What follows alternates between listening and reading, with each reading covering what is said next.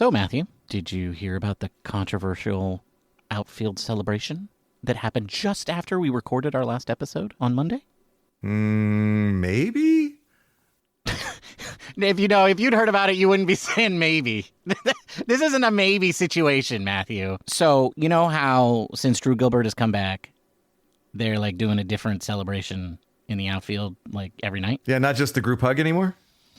Well, this one was like a hug. They came together in a group hug, like Mike Yastrzemski style. Yeah, right? Yeah. Yeah, remember when Mike was there? It would just be like, and they'd come to a gentle hug. Yeah. And then they would run in like 3 Boy Scouts. Exactly. Yeah, this time, let's see, how can I say this? So they came together in the hug, and then they moved their hips in a back and forth motion such that the front of their pelvic regions made repeated contact.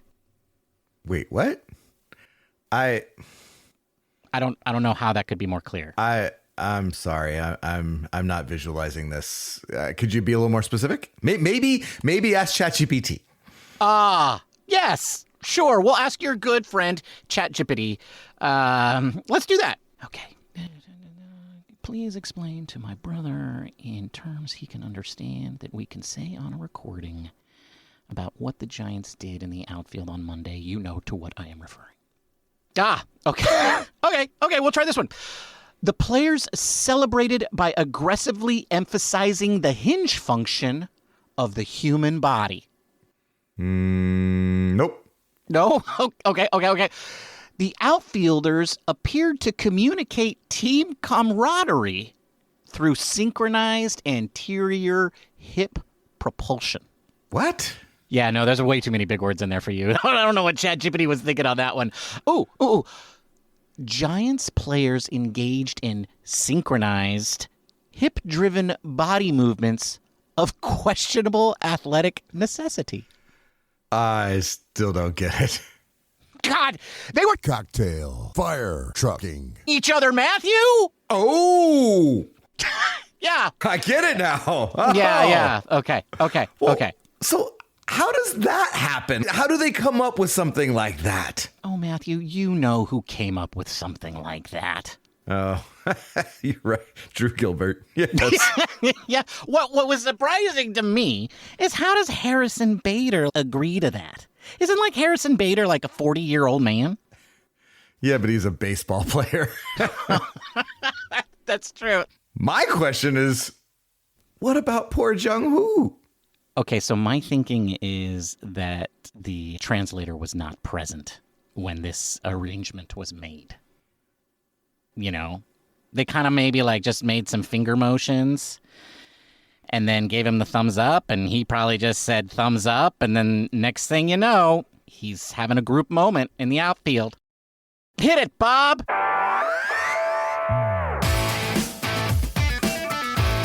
Welcome to Giant Cocktails, where the humor is elite, but the baseball sucks. Oh yeah, here are your hosts, Ben and Matthew Henry.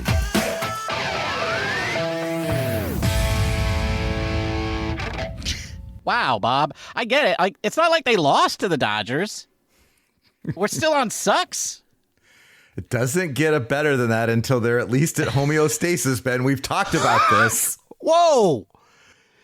Okay, listen, we're going to have to find a way to get Bob to say sucks in different ways then. Because, we might be here a while. There's 7 games under homeostasis. We're going to definitely be here for another 2 episodes, which I think I said the last time this came up. Welcome to Giant Cocktails, episode 366. Matthew, Ray Durham, whoa, old one here, Ray Durham and Jose Cruz both had a 366 on-base percentage for the 2003 Giants, helping them win 100 games and winning the NL West. This is the JT Snow collision at home plate one, isn't it? I've kind of blocked out all of that negative stuff from my mind, so I don't really remember. But. No, I'm pretty sure this was like around the time where stupid Marlins were the wild card, and like Anyway, I'm pretty sure that this series ended with JT Snow getting thrown out at a collision at home plate. Anyway, it was Cruz's only year with the Giants, but he won a Gold Glove as their everyday right fielder while hitting 20 home runs and accumulating a 3.1 B WAR. 2003 was Durham's first of 6 seasons with the Giants. As their second baseman, he accumulated a 3.2 WAR in only 110 games that season, and it was all downhill from there, Ray. Hung on for 5 more years after that, though. I mean, they were paying him, so, he kept showing up. What's good for him. Yeah, I mean, sure. Sure, I'm guessing, yeah. That was the last time the Giants were, really bad. That stretch. Yeah. Well, that was, after that season, yeah. Yeah, through the All-Star game and... Going back to JT Snow getting thrown out at the end of the series, I can only surmise that Hector Borg was not the third base coach then. No, you mean Hector Stop Sign Borg? Exactly. Yes. Yeah. You can't get thrown out at home if you stop at third, Borg? That's right. That's right, as Elliot well knows. Yeah, can't get thrown out at home if you're standing on third base. That's going to be on Hector Borg's tombstone. Luckily, he didn't throw up the stop sign for Jung-Hoo Lee today as we record this podcast. But we're getting ahead of ourselves. Bob, do the thing. Enough with the banter. Let's talk cocktails. Sure, that works. Yeah, hit me. What are you drinking, Ben? Bob, today I'm drinking a cocktail that I'm calling the cocktail to be named later. And what's in the cocktail to be named later? Well, you'll have to wait around till the end of the episode to find out. But it is refreshing and fruity. I'm not gonna do it. I'm not gonna make that joke. Bob, move on. Come on, move on from me, Bob. Bob, stop me. What are you drinking, Matthew? Thanks, Bob. Bob, I'm drinking a cocktail that I threw together. I'm not even giving it a fancy name. It's a Nectarine Mint Gimlet. And I'll tell you all about it at the end of the episode. Okay, I just the name it's called the Outfield Camaraderie. That's the name of my cocktail. Not the synchronized anterior hip propulsion. That one is a really good name, and I might save that one for later. Okay. But no, I figured I'd go with the less scientific words. Okay. All right. I was going to say easier words, but camaraderie is kind of a big word. Anyway, today is Thursday, May 14th, as we record this podcast. Matthew, May the 14th be with you. And also with you. Thank you. Our San Francisco Giants went 2-2 since we last spoke. I mean, they were going 1-0 while we were speaking last time.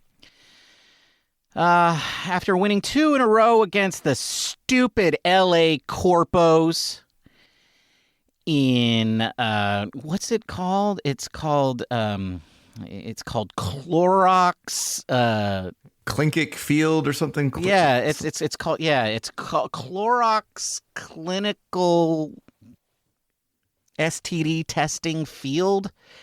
Let's go with Dodger. That. Yeah, at Dodger Chavez Ravine. Right, got it. Okay, yeah. I mean, those guys will put an advertisement on anything. To bring their record to 18-26 and not make any progress towards returning to homeostasis, much less 500, much less the third wild card spot. Although, the other teams kind of suck sometimes, and so sometimes they do make progress. The Rockies have fallen back behind the Giants, Matthew. Unbelievable, but also predictable. It is predictable. I better double check that because that was true yesterday. I don't want to assume that we're better than the Rockies. Oh, thank God we're better than the Rockies still. God. At I least can't believe we're we've reached not the Rockies. Thank you, Bob. Thank you, Bob. I can't believe we've reached the point where I can't assume that. Thanks, Buster. Thanks, Willie. Thanks, Matt. Thanks, Raphael. Ben, I do want to make a comment on this 2-2 record, though, against the Dodgers, because on one hand, if you had told me before the series started that they would split the series, I would have taken that. Like, I would have been like, yeah, all right, 2 games on the road. You're splitting a 4-game series with the Dodgers on the road. I'll take it. Yeah. But when they win the first 2, I feel like I've got like spitum in my mouth. Like I feel like there's this bitterness like just sitting in the back of my throat. Like I've been like forced to swallow I don't know. You better come up with a sane idea, Matthew, because you do not know what our listeners are filling that with. You can't just say that. You can't just say that and just leave that there. A really bad cocktail. Oh, God. A grapefruit. How about that? A cocktail from Chili's. I don't know that I would have gone with the word cocktail. Anyway, what are we going to talk about today? We're going to talk about the Dodgers series. You know, because it was the stupid Dodgers. And Matthew is right. We did almost sweep that series. Except not really. No, not really. But I guarantee you this. Matthew was thinking it. Oh, I had an opportunity to dream. I was thinking it. Robbie Ray win day. Like just. Oh, God. Oh, God. Yeah, well, and we had that Houser beat Yamamoto. Like, you know, after I was such a jerk about that. Come on, everybody. You know that's true. But anyway, that's what we're going to talk about. And then we're going to talk about a hypothetical question. If the current situation of being 8 games under 500 is fixable to the point where the Giants can at least, well, people like Matthew can fantasize about being a sweep away from being 2 games out of the wild card race. Let's pretend we're going to live in that universe. Like, how do we fix it? How do we get there? How do we fix this mess? And by we, I mean Buster Posey and a little bit Vitello. I mean, who's more responsible? Who's more responsible? But I don't know. I don't know. But Matthew and I, we have the answers. Clearly. Right? Yeah, clearly. But before we do all of that, though, we have some tidbits to discuss. Matthew, there was a baseball game in which the Giants beat the Dodgers 29-2. And one of their star players had an amazing game.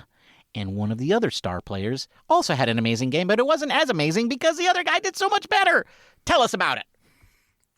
In the Arizona Complex League. Oh, man, that's the teenager league. Sure. But it's the really good teenager league. Yes, that is the best teenagers in the world play there. They don't even have to go to school. That's how good they are. But Ben, the Giants beat the Dodgers 29-2. So we're gonna do a little celebrating of that. All right. 17-year-old Luis Hernandez, who was our top international signee this last He was the year. He wasn't just our signee, top signee. He was the top signee. So they moved him straight to the Arizona Complex League instead of having him start in the Dominican Republic. The Dominican League, yeah. Yep. The Dominican Rookie League. Yeah. Yep. Mm-hmm. It seems like he was ready for the level because he went 5 for 5 with a home run, 3 doubles, and 9 runs batted in one game. Wow. That would be like a whole season for some of our current Giants players. Or 2 seasons if you were a former Giants player named Patrick Bailey. Correct. And then Josué Gonzalez went 3 for 3 with 3 walks and 4 RBIs. Together, they reached base 12 times, scored 9 runs, and drove in 13. Yeah. And so just allow yourself to dream on, let's say, 3 or 4 years that these would be our middle infielders. No. No. I'm just going to, you know what, Matthew? I'm going to short circuit this whole show. Whatever. The Giants and Dodgers split. Okay, fine. We did segment 1. Segment 2. How do we fix this mess? Call them up. Call them up. Hernandez and Gonzalez. See Willie Adames. Well, Buster did say he was in the memory making business. If they called them up, I would remember that. It would be memorable. It would be memorable. I don't think that would go well. I don't think that would go well. But you're right. It's fun, and you know, what remains to be seen is how the Giants will screw these guys up. Oh, jeez. Wait, what? No, is that too real? Was that too on point? It is Was that too real. factual? It is too real. I don't. Yeah. How will these guys? I am sure, Ben, in like 4 or 5 years, they will bring them up, tell everybody that they are ready, and then just pinch hit them every other game. Mm-hmm. Are they playing the correct positions? That's what I would like to know. So just to put a little reality on it, this is the newest Luis Matos and Marco Luciano. All right, let's talk about the Dodgers series now that I ruined that. I think we got to give some kudos to Houserdeeznutz. We do. Yes, I was really rude. About my expectations in that game. And he showed up. And you know what? The Giants, he showed up, kept the game close, and then the Giants, you know, they got to Yamamoto a little bit, and then they got to the rest of the Dodgers bullpen a lot of bit, and it was a laugher. Yes. Laugher. It's my Mike Krukow. Yes, your Mike Krukow impersonation. Yeah. All right. Yeah, it was reasonable. This is like his third good game in a row, Matthew. Yeah, I think we might owe Houserdeeznutz a little bit of an apology. I think particularly you owe him. Oh no, I think what he owes me is a fee for the psychological motivation that I've been giving to him through this podcast, because I'm sure he listens regularly. I'm sure. Absolutely. Do we have regular listeners? Who listens regularly? I'm just kidding, guys. I know. I did. All of you. I know. Roger, Scott, Will. At least 250 more. That 6-year-old in the car with his dad. See, I keep thinking teenager in the car, but you're right. It's probably a 6th grader. We don't know. We don't know how old the young man is. I think you're right. But I like the idea of him being a 6-year-old, listening to the grown men drink cocktails and yell about outfield celebrations. But you know what? You know, if he was watching Monday night, he saw that celebration happen. So whatever. The point is, Houser and Molly have put together 5 good starts in a row. Has it paid off in dominating wins for the Giants? No, it has not. But Houser did that was his first win as a Giant. What? Are you kidding me? No, I'm not kidding you. That was also his first win ever against the Dodgers. Yeah. Let's just have him start against the Dodgers from here on out. Okay, sure. Yeah. I mean, if he keeps pitching like that, I'm down. No, but yes, commend him well. I mean, I'm glad that he's pitching well. You know, it creates an uncomfortable situation going forward because Trevor McDonald also keeps pitching well.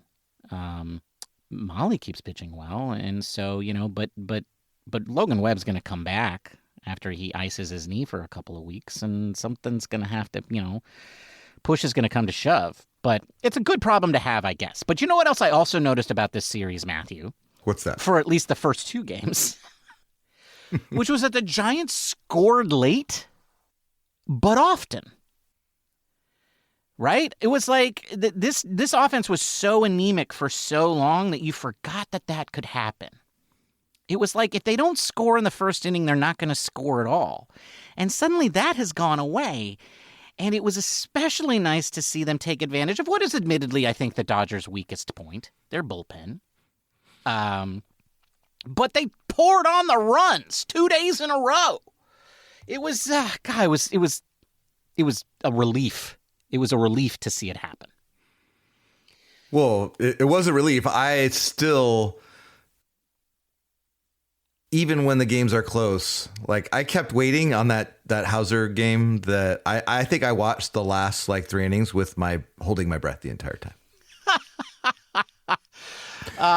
So that was game which game? Tuesday's game, right? Tuesday's game. Okay. Yeah. They scored 3 runs in the 7th to kind of pull away. Right. But I just never feel comfortable with well, the lead there was against... the Dodgers loaded the bases and got into a very dodgy situation. Killian had to come in and save the day. And Matthew, you and I figured it out. I thought I was wrong initially, but it was Killian's, like, I think the first time he came in with a true save opportunity. Since he's been the closer. Yeah. Since he's been the closer.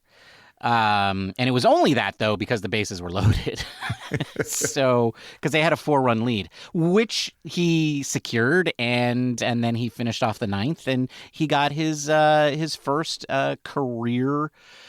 Well, not his first career save, his first save as the closer for the Giants, because he has 2 saves. I don't know when that other one came. But then, Matthew, then Wednesday and Thursday happened. Yeah, and I get it that we were going up against, especially on Wednesday. I mean, Ohtani and the way he's been pitching, that's a tough assignment. It really is. Mm-hmm.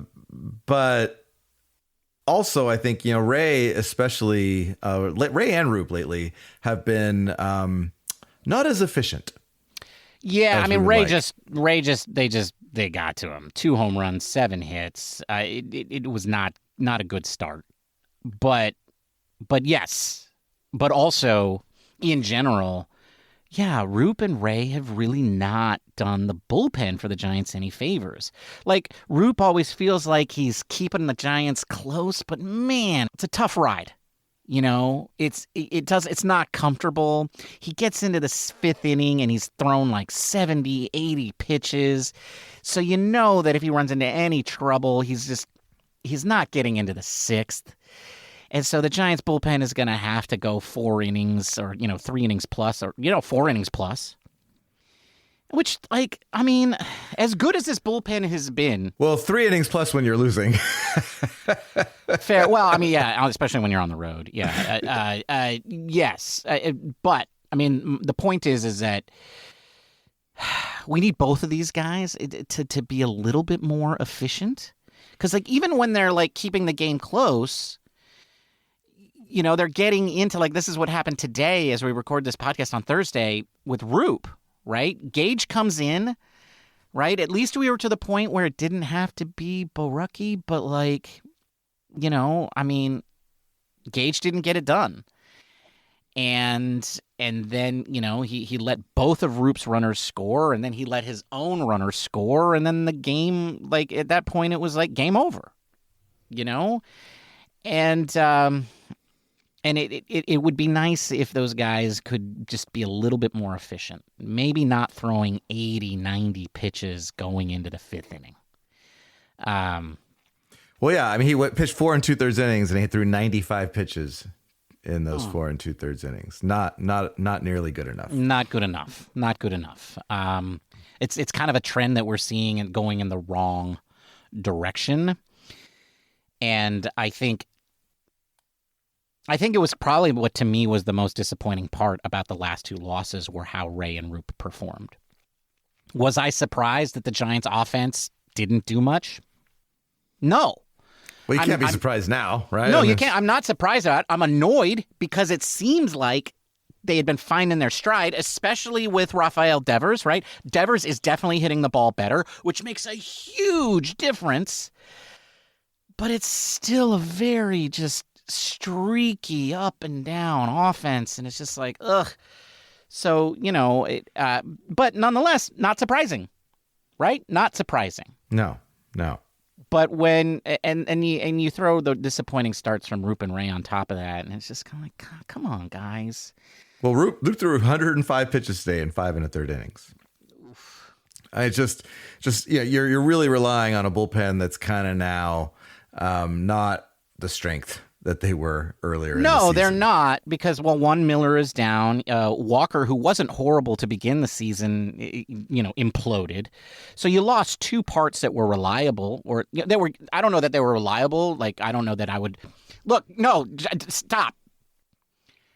I am not saying that Ryan Walker was reliable. Okay, so nobody just don't stop yelling at me. Stop yelling at the. Stop That's not yelling what at I heard. I heard you said that he was the most reliable player they had. Listen, I'm telling you. Listen, 6-year-old, stop yelling at the car radio. Okay? I did not say Ryan Walker was reliable. What I meant was he gave them good quality innings earlier in the season. That stopped happening. Miller is down. It seems like they don't have as much faith in Peguero and Hentges. And so maybe just because they're unknown quantities to the coaching staff, I don't know. And so, yeah, it just feels like the bullpen is shorter. Anyway, all right. A couple of interesting things to note from this series before we move on, Matthew, about the Dodgers. Dalton Rushing did not play in the first 3 games against the Giants. Yeah, fuck him. Fire truck. Him. Yeah, I agree. The guy's hitting over 300. He's got a bunch of home runs. He after the whole Jung-Hoo Lee thing and the Logan Webb plunking him thing, and then I think he also aggressively slid into Willie. Dave Roberts didn't want any giant smoke, man. Yeah, I don't doubt that. I think we probably didn't see Rushing because I think Logan Webb made it real clear. And also the Giants are 8 games under 500. We're not afraid to teach this kid a lesson if you guys can't teach him a lesson in the clubhouse. Like, it's a different kind of team that Buster's building. I mean, look what happened after the game on Monday. You know what I'm saying, Dave? Well, you know. That's why he didn't play Rushing for 3 days. So, I just thought that was interesting. But more interesting than that, Matthew, for the first time since he was signed as an L.A. Dodger, Shohei Ohtani was out of the starting lineup as a hitter 2 days in a row. He had a full, real day off. I guess that's the first real day off he's had as a Dodger on Thursday. And how did the Giants respond to that? They lost both games. Yeah. Yeah, I think that they were just afraid of the vaunted Hentges Bo Rucky lefty combination out of the bullpen. That's right. They were like, Buster went and got 3 lefties or 4 lefties or 1,000 lefties. We'll show him we're not going to play Ohtani. Well, you did it, Dave. And you won, so good for you. But enough about Dave Roberts. Matthew, have you ever talked about how Rich Aurelia is in business with that man? No. Yeah. They own like a winery together or something. Oh. It's disgusting. I don't know how I feel about that. I should have mentioned that when I saw him at Costco. Yeah, maybe we should charge them and just charge the facility and like break open casks and break bottles. If it makes you feel any better, the wine industry is taking a yes, dive. I did hear that because all the wine drinkers are dying. The way the wine industry says it is their customers are sunsetting.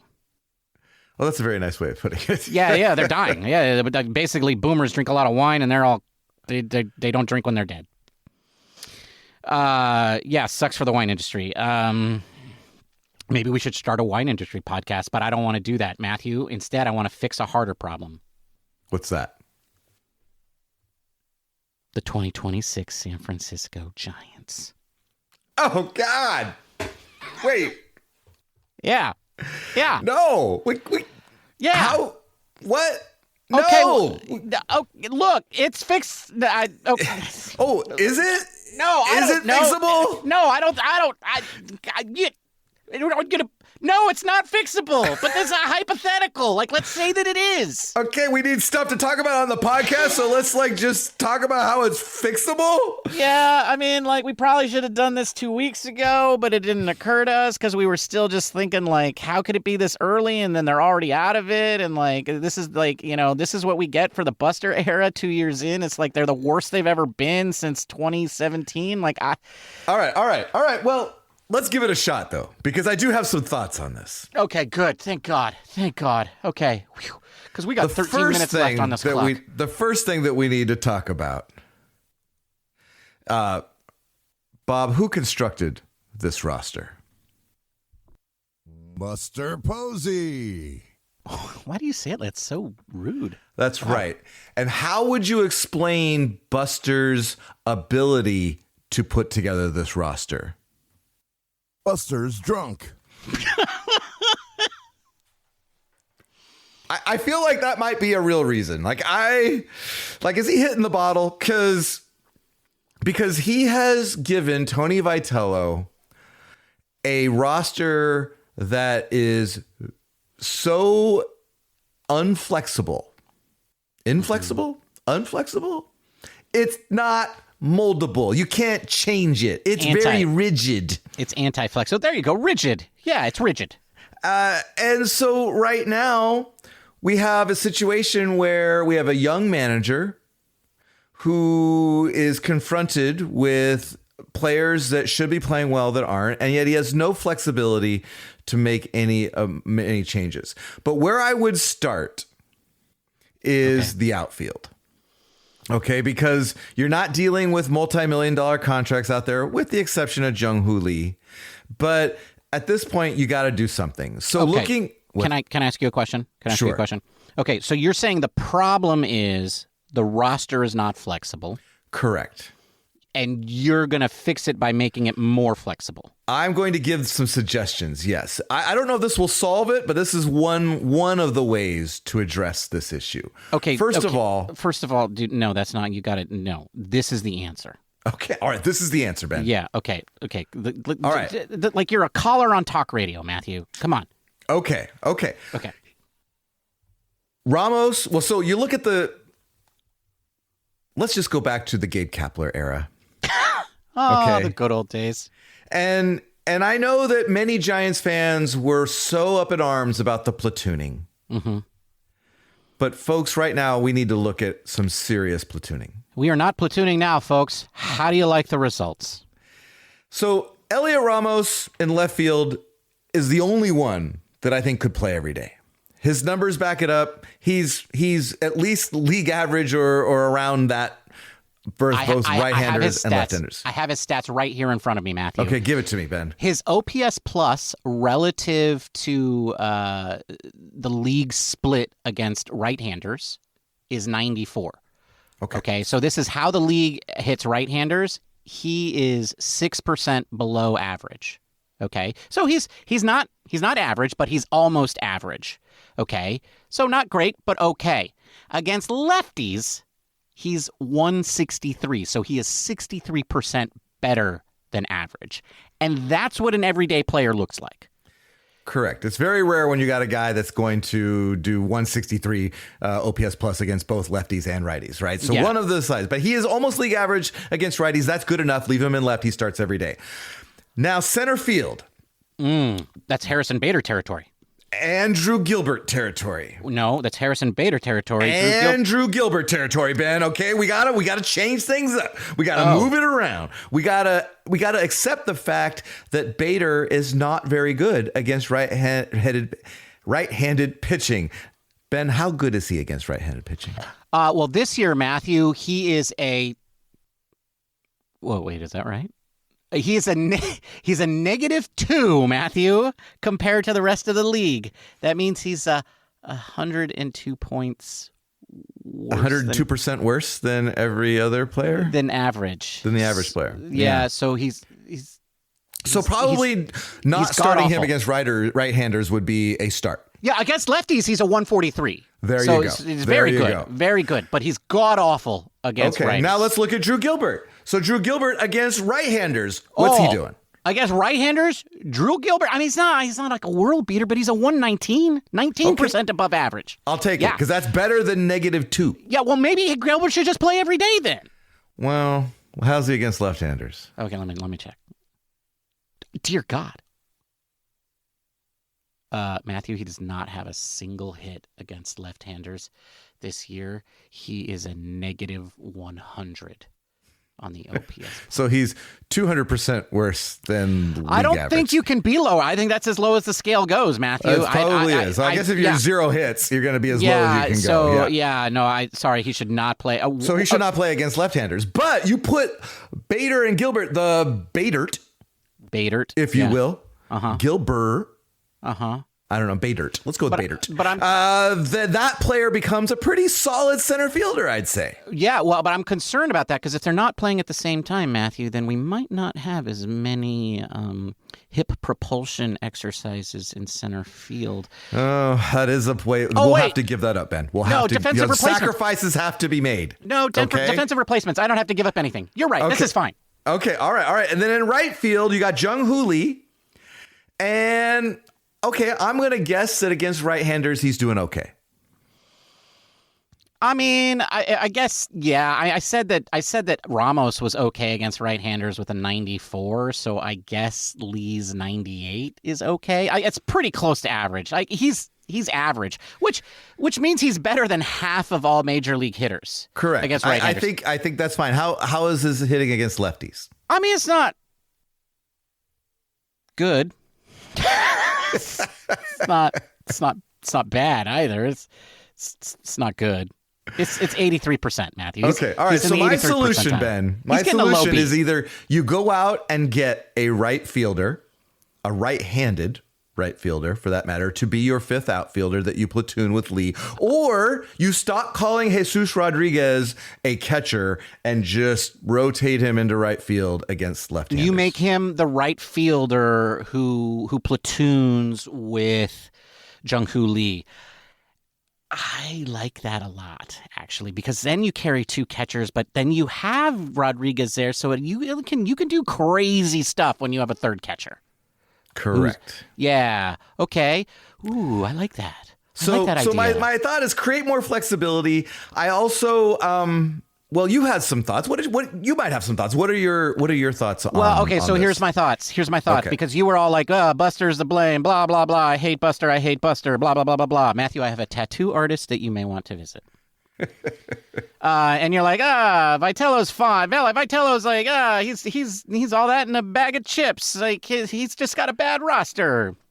He makes good coaching choices and he supervises his coaching really well. Ben, I don't think you can blame the Giants' awfulness on Tony Vitello. I think you definitely can because, Matthew, one of the things that you pointed out as the solution is platooning Gilbert and Bader. And what has happened since Bader's come back? He's playing every day. That's a Vitello decision. Okay? So here's where I think things could get better. Stop playing the guys who suck every fire trucking day. I get it. You're a new manager and you've got all of these quote unquote superstars and there's a bunch of guys who should play every day. But you know what? We've seen enough of that crap. Okay. Matt Chapman, Willy Adames, and yes, even Devers are not the players that we thought they were. At least they haven't been so far in 2026 for an extended period of time. And I'm not saying they can't return to that, but sitting there, sending them out there every darn day, insisting that today is going to be the day that they start being monsters in the lineup is just crazy. That is the definition of insanity. And you say that they have an inflexible lineup. Matthew, you know what's crazy? You know what would be a crazy thing to do? You know what I wish the Giants actually had? Let me give you a hypothetical situation. Okay. What if the Giants had a guy who could play any infield position, but was also a good hitter? Do you think the right thing to do would be to have that guy play DH? Is that the right solution? Because that's what the Giants and Tony Vitello are doing with Casey Schmidt. This is a guy who can play four positions easy, and it sounds like they're trying to teach him a fifth, which a fifth really, let's face it, is a sixth and maybe even a seventh. Well, yeah, I mean, he could be the platooner with Jung-Hoo Lee and Wright. Yes. Yeah, and so my point is, why not move him around more? Why not put him in his natural position, third base? Why not put him at a position that he plays very well, shortstop? Or put him at a position that he could play reasonably well, second base? I know, the best player the Giants have plays second base, but they're going to trade him anyway, so he's got to go back to second eventually. And then also, he's starting to learn how to play first base. Yeah, he needs to figure out how to stretch and when to put his hand up and all that sort of stuff. But whatever. The point is, what if you played that guy in the field more for the guys who suck? Like, that's a solution. Like, another solution is, Matthew, there's this guy who played for the Giants last year. I don't know where he went, but I feel like the Giants had an opportunity to keep him and somehow lost him. Oh. Who's that? But last year, he hit .264 with a .309 on-base percentage and a .368 slugging percentage, whatever. If they still had that guy, that would be great. Because he was very versatile. He could play a lot of positions. He could play outfield. He could play the infield. His name was Christian Koss, and I don't know what happened to that guy, but his stats, Matthew, well, you know who they're comparable to. Who does last year's Christian Koss compare to this year? Very, very comparable to Jung Hoo Lee. Yeah, like basically last year's Christian Koss hit as well as this year's Jung Hoo Lee. And Jung Hoo Lee is getting rammed down our throats every darn day, and Christian Koss is missing. Free Christian Koss! And you're telling me that's Buster Posey's fault? Buster put him on the roster. Allegedly. That's what all the roster sites say. But Tony Vitello can't seem to find him. What the F? Like, you know, sometimes, Matthew, I wonder, like, how it is that two old men in our closets can see this stuff and know it. But it occurs to me, Matthew, you and I have probably seen more baseball games than Tony Vitello has. I don't want to admit that, but okay. It's definitely true. It's definitely true. That's what 20 years of life will do. Okay. All right. I get it. I think there's one more thing that we're overlooking that could fix the season. All right. What's that? Chapman, Adames, and Devers hit like Chapman, Adames, and Devers. Okay, I agree. Because we can sit here and talk about all the other little things of Jung Hoo Lee and Christian Koss, but really when your big three are not hitting, then it doesn't even matter. I agree, but I think they should think about that on the bench instead of out there on the infield. Maybe they could think about that in Sacramento. Well, they're gonna, because they're going to Sacramento. Because they're playing the Vagabonds next. The Vagabonds are 22-20, which is a lot better than the Giants. The Giants went 5-1 against them last year, though. And, I really don't want to lose to the Vagabonds. The good news is our three best starting pitchers are going the next three games. Sweet. That would be Tyler Malley, Trevor McDonald, E-I-E-I-O, and Adrian Houserdeeznutz. Houserdeeznutz, yeah, that's what I thought. Yeah. That's good. We got our aces and our stud number 2 and our stud number 3. Sweet. Against Savale. Ooh, Luis Severino, the one big contract the A's have given out in the last 3 years because they had to, in order to not get the other owners so angry that they kill their owner. And Jeffrey Springs. Isn't it time for the booze, boys? It is, Bob. Hit me. What are you drinking, Ben? Bob, I'm drinking a cocktail that I'm calling Outfield Camaraderie. What's in an Outfield Camaraderie? Well, Bob, I can't tell you because this is a family show. No, Bob, it has 1.5 ounces of cognac or brandy, 0.5 ounce of apricot liqueur, 3/4 of an ounce of lime juice. Folks, I would use lemon juice. I just really, really wanted to use lime juice, but I think lemon juice would be better. So use lemon juice, but I used the lime. And then 1/2 ounce of simple syrup.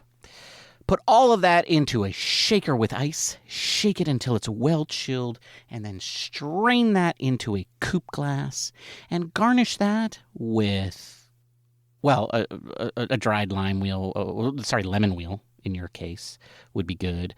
Also, if you had a dried apricot, you could pop that onto a cocktail pick and pop that in there. And that's what I'm drinking, Bob. The Outfield Camaraderie. That's a tasty cocktail. It was good, but I do think the lime was not the right flavor. It kind of gave it this little after kick that I didn't like. So go with the lemon. Go with the lemon. What are you drinking, Matthew? Bob, I'm drinking a Nectarine Mint Gimlet. And it's got 2 ounces of London dry gin. I'm forgetting what is in it. If only you wrote it down somewhere. It's got 2 ounces of London dry gin, 1 ounce of lime juice, 3/4 ounces of a nectarine simple syrup. And that was just a regular simple syrup with nectarine thrown in or an overheat, and then you strain it. And then I added about 5 or 6 big mint leaves into that. Give it a good shake in a cocktail shaker with ice till well chilled, and then double strain that into a chilled coupe glass and garnish it with a lime wheel, and you have a refreshing, summery drink, Nectarine Mint Gimlet. That's what I'm drinking, Bob. That's a tasty cocktail. Yeah, it's pretty good. And that's a wrap, folks. Thank you for listening. We'll be back again on Monday after the Giants whoop up on the Vagabonds. If you can't wait that long to get your fix, feel free to reach out to us on the socials, where you can find us under the username @Giant Cocktails. Don't forget, we're also on YouTube, where you can subscribe and put that little bell whenever we publish. You can also leave us comments. Most importantly, don't forget to rate us 5 stars on Apple Podcast or Spotify, because it really does help the show. Ben, it was great talking Giants with you. Until next time, cheers, my friend. Cheers, Matthew. Bye, everybody. Goodbye. 2-2 against the Dodgers sucks. Thanks for listening to the Giant Cocktails Podcast. The next round's on me.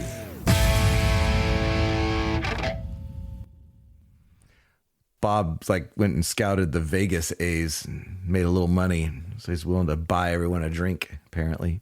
Bartender, I'll have a round of, what is it, Pappy Van Winkle? Is that the one? Yeah, That's the one. Mm-hmm. For everybody. Bob's paying.